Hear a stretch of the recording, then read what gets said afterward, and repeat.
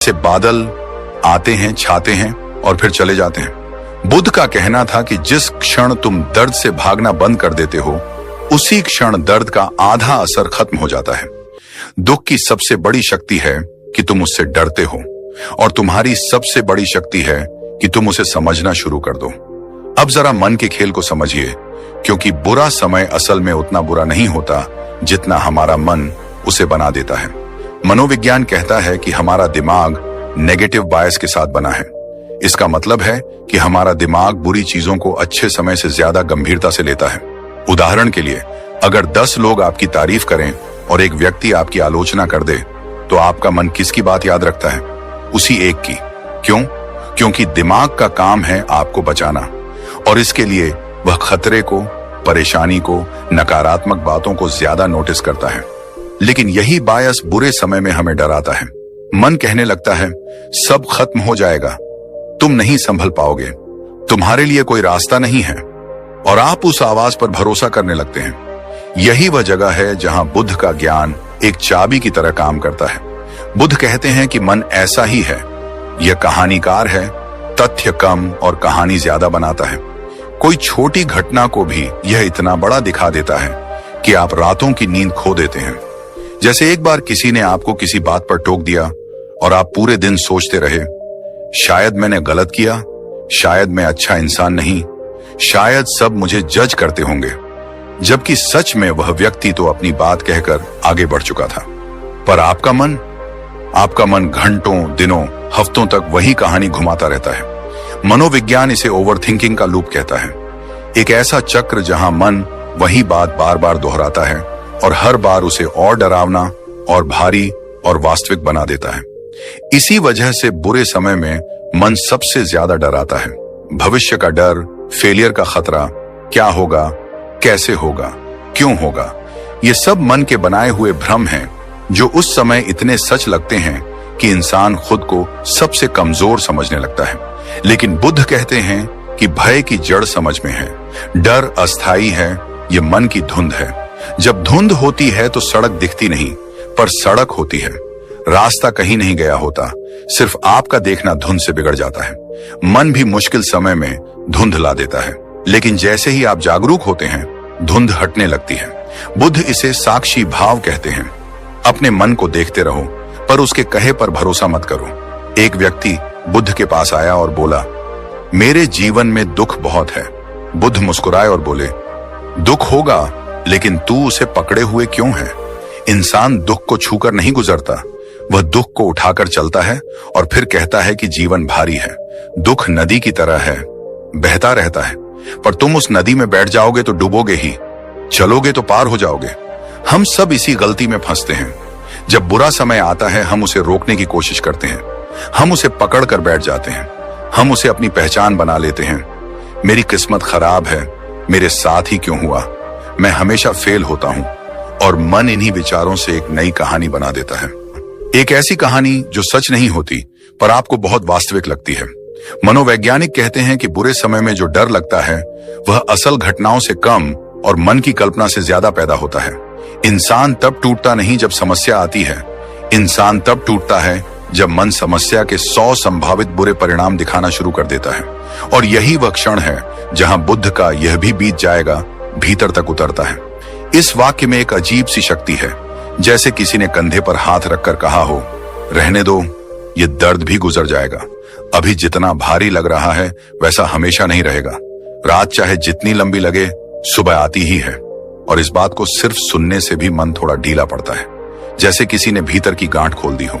रोजमर्रा की जिंदगी में देखें तो जब आपका बिजनेस धीरे चल रहा होता है, जब नौकरी जाने का डर सताता है, जब रिश्ते बिगड़ते हैं, जब कोई करीबी साथ छोड़ देता है, इन पलों में मन आपको बचाने की कोशिश करते हुए ऐसी कहानियां बनाता है जो सच्चाई से कई गुना ज्यादा डरावनी होती हैं। लेकिन बुद्ध का मार्ग सिखाता है कि कोई भी भावना स्थायी नहीं है, न दुख, न डर, न बेचैनी। सब बदलता है, सब चलता है, सब बहता है। बस हमें उस बहाव को देखने का अभ्यास सीखना है। जब मन डराए, तब उससे लड़ने की कोशिश मत कीजिए। बस कहिए, मैं देख रहा हूं कि मेरा मन डर रहा है। यह समझ ही डर की जड़ों को काट देती है। बुद्ध कहते हैं कि मन को समझना ही मुक्ति है, और मनोविज्ञान भी यही कहता है कि जब आप अपने विचारों को पहचान लेते हैं, उनमें खोते नहीं बल्कि उन्हें देखते हैं, तब उनके ऊपर आपका नियंत्रण बढ़ता है और भय की शक्ति कम होती है। तो अगर अभी आप किसी बुरे दौर से गुजर रहे हैं, अगर अंदर कुछ टूटा हुआ महसूस हो रहा है, अगर नींद रातों में आपका साथ छोड़ चुकी है, तो याद रखिए, आप अकेले नहीं हैं। हर इंसान इस रास्ते से गुजरता है। फर्क सिर्फ इतना होता है कि कोई इन पलों को अंत समझ लेता है और कोई इन्हीं पलों को सीख का आरंभ बना देता है। बुद्ध कहते हैं, दुख एक संदेश है, सजा नहीं। यह संदेश हमें बदलने आता है, हमें जगाने आता है, हमें दिखाने आता है कि अभी भी एक रास्ता है, एक उम्मीद है, एक सुबह है। बुरा समय जब इंसान को पकड़ता है ना, तो सबसे पहले उसके मन पर हमला करता है। मन ऐसे ऐसे डर पैदा करता है जो असल में होते ही नहीं। भविष्य का डर, असफलता का डर, अकेले पड़ जाने का डर, और ऐसा लगता है जैसे जीवन खत्म हो गया हो। लेकिन बुद्ध कहते थे कि मन की बेचैनी हमेशा भ्रम पैदा करती है। बेचैनी में मन साफ नहीं देखता, बस डर की तस्वीरें बनाता चलता है। जैसे धुंध में खड़े होकर इंसान दूर खड़े पेड़ को भी किसी खतरे जैसा महसूस करता है, जबकि असल में वो सिर्फ एक पेड़ ही होता है। इतिहास के उस समय को याद कीजिए जब बुद्ध अभी अभी गृह त्याग करके ज्ञान की खोज में निकले थे। रास्ते में, जंगल में, रात के अंधेरे में एक जगह उन्हें अचानक किसी जानवर के पैरों की आवाज सुनाई दी। मन ने तुरंत डर पैदा किया कि शायद कोई बड़ा जानवर है, शायद कोई हमला कर देगा। लेकिन जैसे ही उन्होंने ध्यान से सुना और देखा, वो सिर्फ एक शांत हिरण था। बुद्ध बाद में अक्सर कहते थे कि मन अगर डर में हो तो वो सबसे साधारण चीज को भी खतरा समझ लेता है। यही वजह है कि बुरे समय में हमारा मन हमें सबसे ज्यादा डराता है। मनोविज्ञान भी यही कहता है कि इंसान का दिमाग नेचुरली नेगेटिव बायस से भरा होता है, यानी दिमाग हमेशा पहले खतरे को, परेशानी को, नुकसान को पकड़ता है। दिमाग का काम ही है हमें बचाना, इसलिए वो छोटी सी बात को भी बड़ा खतरा दिखाने लगता है। इसी वजह से जब जिंदगी में कोई मुश्किल आती है तो मन तुरंत कहता है, सब खत्म हो गया, अब रास्ता नहीं बचेगा, अब कुछ अच्छा नहीं होगा। जबकि असल में ऐसी कोई सच्चाई नहीं होती, सिर्फ मन की घड़ी हुई कहानी होती है। मनोवैज्ञानिक इसे ओवरथिंकिंग लूप कहते हैं। एक विचार तभी तक डराता रहता है जब तक उसे हम सच मानने लगते हैं। लेकिन बुद्ध कहते थे कि विचार को देखने की कला सीखो, उसे सच मत मानो, दुख को स्वीकारो, उसका विरोध मत करो। क्योंकि जिस क्षण हम दुख से भागते हैं, दुख और बड़ा हो जाता है। लेकिन जिस क्षण हम उसे देखते हैं और कहते हैं, हाँ ये दुख है लेकिन यह स्थायी नहीं है, तभी दुख की पकड़ कमजोर पड़ने लगती है।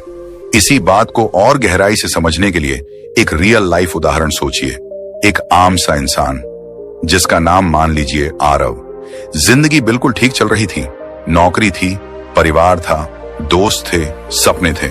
लेकिन अचानक सब कुछ ऐसे टूटने लगा जैसे किसी ने एक साथ कई चाबियां घुमा दी हों। पहले नौकरी चली गई, फिर आर्थिक तनाव बढ़ा, घर में रोज झगड़े होने लगे, रिश्ते टूटने लगे, और एक समय ऐसा आया कि आरव को लगा कि अब जिंदगी बची ही नहीं।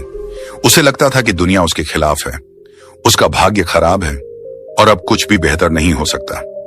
हर रात वो सोचता रहता कि उसने आखिर ऐसा क्या कर दिया कि सब कुछ छिन गया। दिन भर मन बस डर का पहाड़ बनाता रहता। अगर नौकरी न मिली तो, अगर मैं फिर गिर गया तो, अगर सबने मुझे छोड़ दिया तो। यह डर असली नहीं था, लेकिन मन ने उसे इतना बड़ा बना दिया कि आरव खुद को झूठे भ्रमों से सच में हारा हुआ मानने लगा। लेकिन बदलाव तब आया जब एक दिन उसने एक साधु को सुना जो बुद्ध की ही बात दोहरा रहे थे। दुख को मत भगाओ, उसे समझो, उसे स्वीकारो, क्योंकि दुख ही वह द्वार है जिससे होकर इंसान ज्ञान तक पहुंचता है। उस वाक्य ने आरव के भीतर कुछ हिला दिया। उसने पहली बार अपनी परेशानियों को दुश्मन की तरह नहीं देखा, बल्कि समझने की कोशिश की कि आखिर उसके भीतर इतना डर क्यों है। धीरे धीरे उसने बुद्ध के 3 सिद्धांत अपनाने शुरू किए। पहला, दुख स्थायी नहीं। दूसरा, मन की हर बात सच नहीं होती। और तीसरा, हर पल नया है। उसने अपने भावों को दबाना बंद किया, अपनी परेशानियों से लड़ना बंद किया, बस उन्हें देखना शुरू कर दिया। मनोविज्ञान इसे माइंडफुल एक्सेप्टेंस कहता है। कष्ट को स्वीकारो ताकि वह भीतर दबा ना रह जाए। आरव की जिंदगी उस दिन नहीं बदल गई, लेकिन उसके भीतर की सोच बदलने लगी। उसने धीरे धीरे खुद को संभालना शुरू किया। अपने डर को पहचानना शुरू किया और जब डर के भ्रम टूटे तभी रास्ता साफ दिखने लगा। कुछ महीनों में नई नौकरी भी मिली, परिवार से रिश्ते भी सुधरे और सबसे जरूरी वो भीतर से पहले से ज्यादा मजबूत हो गया। इस पूरी कहानी का सार यही है कि बुरा समय इंसान को तोड़ने नहीं आता, वो दिखाने आता है कि भीतर कितनी शक्ति है। मन डराता है क्योंकि उसे भविष्य पर भरोसा नहीं होता। बुद्ध कहते थे कि डर सिर्फ वही महसूस करता है जो अभी में नहीं जीता। यही कारण है कि जब इंसान वर्तमान में आता है तो डर गायब होने लगता है और यही वह बिंदु है जहां से हमारी अगली यात्रा शुरू होगी। क्योंकि अब सवाल यह नहीं है कि बुरा वक्त क्यों आता है, असली सवाल यह है कि जब मन बुरे समय में ऐसे डगमगाता है तो उसे स्थिर कैसे किया जाए, उसे शांत कैसे रखा जाए और जीवन को फिर से कैसे खड़ा किया जाए। गौतम बुद्ध का यही पहला संदेश था, वर्तमान ही जीवन है। उन्होंने कहा था, जो बीत गया वह बीत चुका है, जो आने वाला है वह अनिश्चित है, जो तुम्हारे पास अभी है वही तुम्हारा सच्चा जीवन है। बुद्ध का ज्ञान किताबों में लिखा हुआ कोई सिद्धांत नहीं था, वह एक जीता जागता अनुभव था। वे जानते थे कि मन का सबसे बड़ा खेल ही यही है। वह इंसान को अतीत की चोटों में और भविष्य की कल्पनाओं में फंसा कर रखता है ताकि वह उसी क्षण में न आ सके जहां शांति छिपी हुई है। बुद्ध के समय एक किसान था जिसका परिवार बीमारी में चला गया था। उसकी पूरी दुनिया टूट गई थी। वह हर दिन बुद्ध के पास आता और रोते हुए कहता, मुझे मेरी पुरानी जिंदगी वापस चाहिए, मैं इस दर्द को नहीं सह पा रहा। बुद्ध ने उसे कभी रोका नहीं, कभी टोका नहीं, बस सुनते रहे, क्योंकि जब मन दुख में होता है उसे ज्ञान से पहले समझ की जरूरत होती है। कई दिन बाद बुद्ध ने उसे एक बात कही, तुम्हारा अतीत एक नदी था, वह बह चुका, तुम उसका पानी पकड़ने की कोशिश कर रहे हो, इसलिए दुख हो रहा है। वह किसान ये सुनकर कुछ क्षण चुप रहा, फिर बोला, तो मैं क्या करूं? बुद्ध ने बस इतना कहा, वर्तमान में आ जाओ। वह किसान समझ नहीं पाया। तब बुद्ध ने उसे बैठाकर कहा, सांस लो और देखो कि अभी तुम जिंदा हो। तुम्हारा दर्द भूतकाल की कहानी है, तुम नहीं। तुम अपने अनुभवों के पात्र हो पर उनके गुलाम नहीं। बुद्ध ने उसे सांस पर ध्यान करना सिखाया। यह कोई कठिन अभ्यास नहीं था, कोई मंत्र, कोई विशेष नियम, कोई जटिल तकनीक नहीं। बस धीरे धीरे सांस लेना, महसूस करना कि हवा भीतर जा रही है, फिर महसूस करना कि हवा बाहर आ रही है। मन जब भटके तो उसे पकड़ना नहीं, बस वापस सांस पर लाना। मनोविज्ञान में इसे माइंडफुलनेस कहा जाता है, यानी ध्यान उस जगह लाना जहां आप वास्तव में अभी हैं। वैज्ञानिक भी कहते हैं कि हमारी 80% चिंता या तो पास्ट से आती है या फ्यूचर से। शुद्ध, वास्तविक, मौजूद क्षण में लगभग चिंता होती ही नहीं। न्यूरोसाइंस बताता है कि जब इंसान अपनी सांस पर ध्यान लाता है तब दिमाग का फियर सेंटर यानी एमिगडाला शांत होने लगता है। दिमाग कॉर्टिसोल यानी स्ट्रेस हार्मोन कम छोड़ता है और शरीर में मजबूती आती है। मनोविज्ञान यह भी कहता है कि यदि कोई व्यक्ति सिर्फ 10 मिनट भी सांस पर ध्यान करे तो उसकी चिंता, गुस्सा, दुख की तीव्रता आदि हो जाती है। बुद्ध की माइंडफुलनेस कोई आध्यात्मिक कल्पना नहीं थी, यह एक गहरा साइकोलॉजिकल ट्रूथ था। मन वही पकड़ता है जो उसे बार बार दोहराया जाए।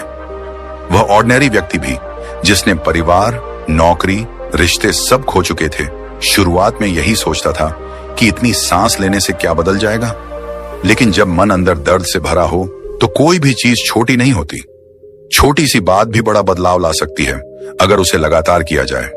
वह रोज सुबह कुछ मिनट बैठने लगा, आंखें बंद करता और बस अपनी सांस को महसूस करता। शुरुआत में मन भागता रहा, पुराने दृश्य, पुराने शब्द, पुराने झगड़े, हर टूटने का पल अचानक सामने आने लगा। उसे लगा जैसे ध्यान नहीं बल्कि दर्द बढ़ रहा है। लेकिन बुद्ध ने कहा था, मन पहले बाहर निकलता है फिर शांत होता है। वह उस एक बात पर भरोसा करके बैठा रहा। कुछ हफ्तों में उसने एक बात महसूस की, उसकी सोच का शोर थोड़ा कम हो गया था। जिन बातों को सोचकर वह घंटों टूट जाता था वे अब कुछ ही मिनटों में शांत होने लगी। धीरे धीरे उसने वर्तमान को महसूस करना शुरू किया। पेड़ों की हवा, सुबह की धूप, हाथों की हरकत, दिल की धड़कन। उसे एहसास हुआ कि दुख की जड़ हमेशा अतीत की यादों में थी, लेकिन उन यादों को जिंदा रखने वाला उसका मन ही था। अतीत बदल नहीं सकता था, लेकिन वह अतीत के साथ खुद को बदल सकता था। एक दिन ध्यान करते हुए उसके भीतर एक बात खुद ब खुद उभरी, मैं अभी ठीक हूं। बस यह एक वाक्य उसके जीवन के सबसे बड़े डर को तोड़ गया, क्योंकि दुख भले ही बड़ा हो पर वर्तमान क्षण हमेशा छोटा और संभालने योग्य होता है। वह व्यक्ति धीरे धीरे नौकरी की तलाश करने लगा, रिश्तों में सुधार करने लगा और सबसे बड़ी बात, उसने खुद को समझना शुरू किया। बुद्ध के ज्ञान की यही खूबसूरती है, वह आपको आपकी ही गहराई से मिलाता है। बुद्ध कहते थे, तुम्हें दुख इसलिए नहीं होता क्योंकि तुम्हारी जिंदगी कठिन है, तुम्हें दुख इसलिए होता है क्योंकि तुम्हारा मन कठिन है। माइंडफुलनेस मन को मुलायम बनाता है, उसे छोटों से बाहर निकालता है। जब आप केवल सांस पर आते हैं तो दुख भी छोटा हो जाता है, डर भी फीका पड़ जाता है और कल की चिंता कहीं दूर चली जाती है। मनोविज्ञान भी इसे इमोशनल ग्राउंडिंग कहता है, यानी मन को उस धरातल पर लाना जहां वह सुरक्षित महसूस करे। बुद्ध ने कहा था, वर्तमान में जियो क्योंकि वही जीवन है। और जो व्यक्ति टूट चुका था उसके लिए यही बात जीवन बदल देने वाली साबित हुई। उसने पहली बार जाना कि इंसान तब तक हारता नहीं है जब तक वह अपने वर्तमान को छोड़कर अतीत और भविष्य में खो न जाए। उसने सीखा कि दुख जब आता है तो वह एक मेहमान की तरह आता है, लेकिन हम उसे घर भी दे देते हैं, खाना भी और उसे रहने भी देते हैं। माइंडफुलनेस उसी मेहमान को बाहर का रास्ता दिखाने जैसा है। वह व्यक्ति जितना वर्तमान में आता गया उतना उसकी चोटें पीछे छूटती चली गईं। कुछ महीनों बाद वह पहले जैसा इंसान नहीं रहा। अब उसमें एक शांति थी, एक स्थिरता थी, एक आत्मविश्वास था कि चाहे कल कैसा भी हो वह संभल जाएगा, क्योंकि जिसने मन को संभाल लिया हो उसे जीवन गिरा नहीं सकता। वह अक्सर कहता, मुझे नहीं पता मेरे जीवन में आगे क्या होगा, लेकिन मुझे पता है कि मैं हर पल को संभाल सकता हूं। यहीं से हीलिंग शुरू होती है, फ्यूचर का डर खत्म होने लगता है। जिस क्षण वह व्यक्ति धीरे धीरे वर्तमान में रहने लगा, सांसों की जागरूकता ने उसके भीतर एक शांति पैदा करनी शुरू की। उसी क्षण उसके भीतर एक और बड़ा सवाल उठा, अगर दुख मेरी पकड़ में नहीं है तो वह पैदा कैसे होता है? आखिर ये दर्द आता कहां से है? और यहीं से बुद्ध का अगला ज्ञान शुरू होता है। वे कहते थे कि दुख कहीं बाहर से नहीं आता, दुख भीतर के संघर्षों में जन्म लेता है। जो हम स्वीकार नहीं कर पाते वही हमें बार बार तड़पाता है, जो हम छोड़ नहीं पाते वही हमें बार बार तोड़ता है, और जो हम समझ नहीं पाते वही हमें डरा देता है। मन के भीतर यह संघर्ष अगर शांत न किया जाए तो इंसान कितनी भी कोशिश करे उसका जीवन बार बार बिखरता है। उस व्यक्ति के अंदर भी यही संघर्ष था। उसके पास अतीत के कई घाव थे, भविष्य का डर था और एक अनकहा खालीपन था जिसे वह अपने भीतर महसूस करता था। वह बुद्ध के पास बैठकर बोला, भगवान, मेरे अंदर इतना शोर क्यों है? मैं हर दिन टूट जाता हूं। बुद्ध ने उसकी बात सुनी और बड़ी सहजता से कहा, शोर इसलिए है क्योंकि तुम बिना स्वीकार किए लड़ रहे हो। जो है उसे तुम होने नहीं दे रहे। यह बात सुनकर वह व्यक्ति चुप हो गया, जैसे किसी ने उसके अंदर की गांठ छू ली हो। बुद्ध ने उसे एक उदाहरण दिया। उन्होंने कहा कि उनके समय में एक स्त्री थी जिसने अपने बच्चे को खो दिया था और वह पागलपन की हद तक दुख में डूब चुकी थी। वह चाहती थी कि उसके बच्चे को किसी तरह फिर से जीवित कर दिया जाए। वह रोते हुए बुद्ध के पास पहुंची और बोली, मेरे बच्चे को लौटा दो। बुद्ध ने उसे रोका नहीं, उसके दर्द को नकारा नहीं। उन्होंने बस इतना कहा, मैं इसे जीवित कर दूंगा, लेकिन पहले तुम मुझे सिर्फ एक मुट्ठी चावल ला कर दो, किसी ऐसे घर से जहां कभी कोई दुख ना आया हो। वह स्त्री पूरी रात, पूरा दिन गांव गांव, घर घर भटकी, लेकिन कोई भी घर ऐसा नहीं मिला जहां दुख ना आया हो। अंत में जब वह बुद्ध के पास लौटी तो उसके चेहरे पर एक अजीब सी शांति थी। वह बोली, मैं समझ गई हूं कि दुख जीवन का हिस्सा है। मैं इसे रोक नहीं सकती, केवल स्वीकार कर सकती हूं। बुद्ध मुस्कुराए और बोले, स्वीकार करना ही पहला उपचार है। वही शिक्षा आज भी उतनी ही सच्ची है। कोई भी बुरा समय, कोई भी दर्द, कोई भी टूटन तब तक ठीक नहीं होती जब तक हम उसे स्वीकार नहीं करते। स्वीकार करने का मतलब ये नहीं कि हम हार मान रहे हैं। स्वीकार करने का मतलब है कि हम वास्तविकता को पहचान रहे हैं ताकि हम आगे बढ़ सकें।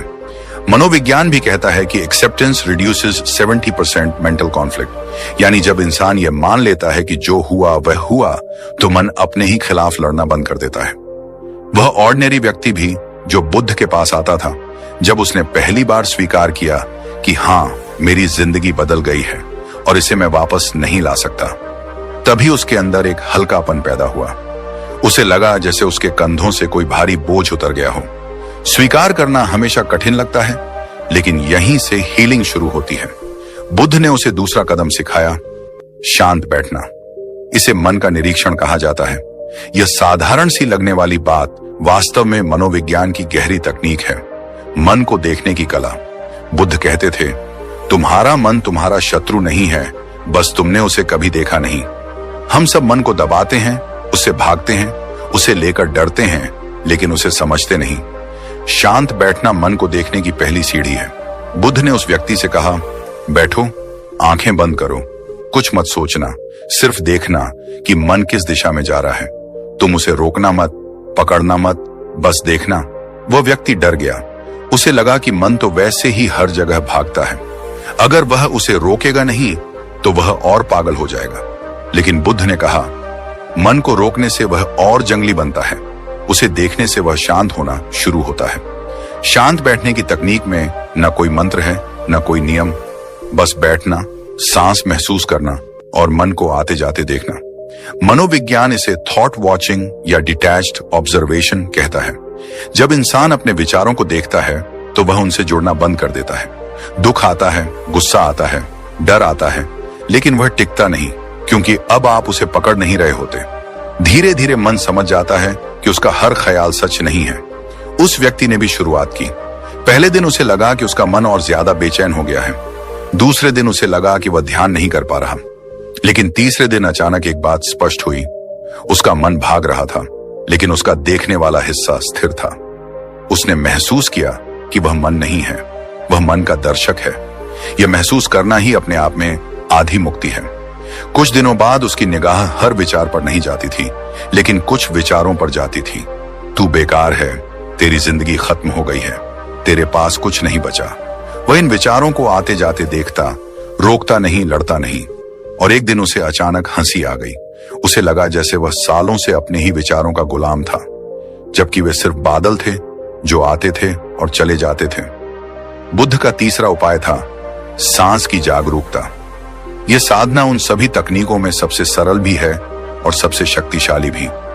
सांस हमेशा वर्तमान में रहती है, इसलिए जिसने सांस पकड़ ली उसने वर्तमान पकड़ लिया, और जिसने वर्तमान पकड़ लिया उसने अपने जीवन की लगाम पकड़ ली। वह व्यक्ति हर सुबह, हर रात सांस पर ध्यान करता। गहरी सांस लेना, धीरे छोड़ना और अपनी पूरी जागरूकता उसी पर रखना। वैज्ञानिक प्रयोग साबित करते हैं कि जब इंसान गहरी सांस लेता है तो शरीर में सेरोटोनिन और डोपामाइन बढ़ते हैं, वही केमिकल्स जो खुशी, स्थिरता और आत्मविश्वास लाते हैं। यानी बुद्ध का यही छोटा सा उपाय वास्तव में मन और शरीर दोनों पर असर करता है। कई सप्ताह बाद वह व्यक्ति बदल चुका था। वह अपने दर्द को नकारता नहीं था, उसे स्वीकार कर रहा था। वह मन से भागता नहीं था, उसे देख रहा था। वह भविष्य से डरता नहीं था, वह वर्तमान में था। एक दिन उसने बुद्ध से कहा, अब मैं समझता हूं कि बुरा समय बाहर नहीं है, वह मन के भीतर पैदा होता है। बुद्ध मुस्कुराए और बोले, और मन को देखने वाला तुम ही हो। लेकिन जीवन हमेशा इतना सहज नहीं होता। कुछ दिन ऐसे आते हैं जब सब कुछ खत्म सा लगता है, जब कदम उठाने की हिम्मत नहीं रहती, जब इंसान अपने ही अंदर गिर जाता है, जब उसे लगता है कि अब कुछ नहीं हो सकता। वह ऑर्डिनरी व्यक्ति भी ऐसे दिनों से गुजरा। एक दिन वह बांस के झुरमुट में रोते हुए गिर पड़ा और बोला, मैं फिर टूट गया हूं। बुद्ध उसके पास आए और बोले, तुम टूटे नहीं हो, तुम थके हो, और थकान सिर्फ एक ही चीज मांगती है, धीरे चलो। बुद्ध ने उसे समझाया कि जब सब खत्म लगता है तब इंसान को बहुत तेजी से कुछ करने का मन होता है, लेकिन वही सबसे बड़ी गलती होती है। बुरे समय में तेज दौड़ना नहीं, धीरे चलना मदद करता है। बुद्ध ने कहा, धीरे चलो, क्योंकि तेज चलोगे तो डर का धक्का लगेगा, लेकिन धीरे चलोगे तो रास्ता दिखेगा। उस व्यक्ति ने धीरे धीरे कदम बढ़ाना शुरू किया। कोई बड़ा लक्ष्य नहीं, कोई बड़ी योजना नहीं, बस छोटी सी कोशिश। सुबह उठकर खुद से संवाद करना, अपने मन से पूछना, आज तुम कैसा महसूस कर रहे हो? यह सवाल खुद से पूछना मनोविज्ञान की गहरी तकनीक है। इससे व्यक्ति अपने अंदर के दबाव को बाहर निकालता है, जो उसे राहत देता है। बुद्ध ने उसे एक और बात सिखाई, खुद को दोष देना बंद करो। जो भी हुआ वह तुमसे नहीं हुआ, वह परिस्थितियों से हुआ। तुम इंसान हो, मशीन नहीं। तुम गलतियां कर सकते हो और वही गलतियां तुम्हें सीख देती हैं। उस व्यक्ति ने जब खुद को माफ करना शुरू किया, तब उसके अंदर एक नई ताकत पैदा हुई। इसके बाद बुद्ध ने उसे कहा, शांत मन से एक छोटा पहला कदम उठाओ। चाहे वह कदम कितना भी छोटा हो, लेकिन वह तुम्हें आगे ले जाएगा।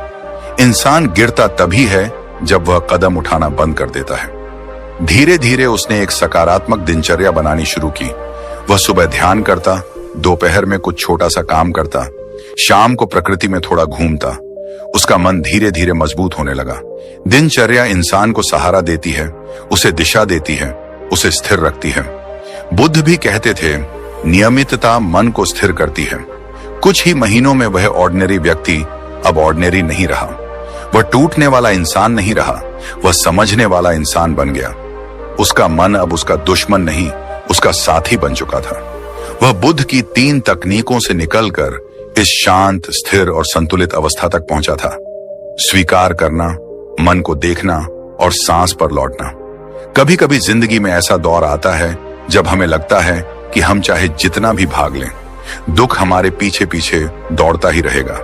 जैसे किसी अंधेरी सुरंग में हम लगातार चल रहे हों और लगता हो कि रोशनी कहीं बहुत दूर है। लेकिन शायद समस्या ये नहीं कि रोशनी दूर है, शायद समस्या ये है कि हमारे मन की धुंध इतनी बढ़ चुकी है कि हमें रोशनी दिख ही नहीं रही। इसी जगह बुद्ध का वो गहरा संदेश समझ आता है। दुख को मिटाने का रास्ता बाहर नहीं, दुख को बदलने का रास्ता अंदर है। मन अजीब है, इसे आप जितना दबाते हो यह उतना ही जोर लगाता है। इसे जितना भगाते हो यह उतना ही आपका पीछा करता है। और यही वजह है कि परेशानियों से भागने वाले लोग हमेशा परेशान रहते हैं, क्योंकि परेशानी असल में बाहर नहीं होती, दर्द बाहर की दुनिया में नहीं होता। असली संघर्ष तो मन के अंदर चल रहा होता है। बाहर जो भी होता है वो सिर्फ एक घटना होती है, लेकिन मन उसे कितना बड़ा बनाता है, कितना गहरा बनाता है, ये हमारी समझ पर निर्भर करता है। बुद्ध कहते थे, समस्या कभी समस्या नहीं होती, समस्या सिर्फ तुम्हारे मन की प्रतिक्रिया होती है। जब ये बात समझ में आने लगती है, तब इंसान पहली बार अपने दुखों पर नियंत्रण महसूस करता है। हम अक्सर सोचते हैं कि हमारा बुरा वक्त हमारे बाहर की वजहों से खत्म होगा, नई नौकरी मिल जाएगी, पैसा आ जाएगा, रिश्ता सुधर जाएगा, जिंदगी आसान हो जाएगी। लेकिन सच ये है कि बुरा वक्त बाहर से खत्म नहीं होता। बुरा वक्त खत्म होता है जब अंदर कुछ बदल जाता है, जब मन समझने लगता है कि भागने की कोशिश ही पूरी जड़ है और हर बार भागना मतलब दर्द को और बड़ा करना। जैसे अगर जख्म है और हम उसे ढक